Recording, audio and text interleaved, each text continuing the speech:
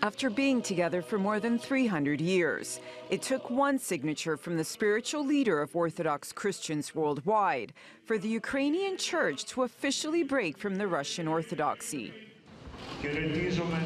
We greet the honorable presence among us at this sacred moment. The head of the state of Ukraine, His Excellency the President, Mr. Petro Poroshenko, who so greatly desired to see this great and glorious day, expressing his innermost yearning, prayer and petition of his people to enjoy their freedom and independence. In Istanbul, the Fener Patriarch Bartholomew signed the decree granting Ukraine's church independence in front of President Petro Poroshenko. This is a great honor today on behalf of Ukrainian people to declare the presidential decree. Bartholomew approved Ukraine's request for the new church in October.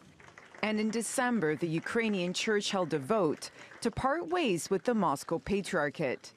That caused the Russian Orthodox Church to break off relations with the Istanbul-based Patriarchate, seen as the headquarters of the Orthodox faith.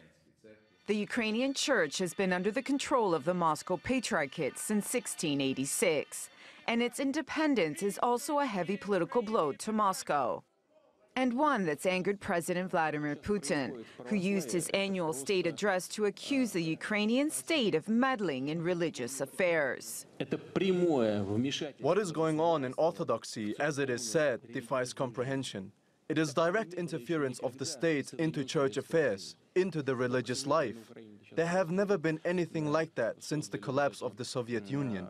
Unfortunately, this is going on in Ukraine now. They have created a united schismatic church under Istanbul auspices.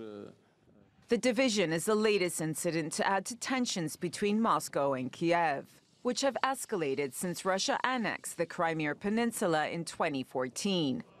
Many see this rift as the biggest in Orthodox Christianity in centuries, and fear it could worsen the ongoing conflict in eastern Ukraine. Christine Pirovolakis, TRT World.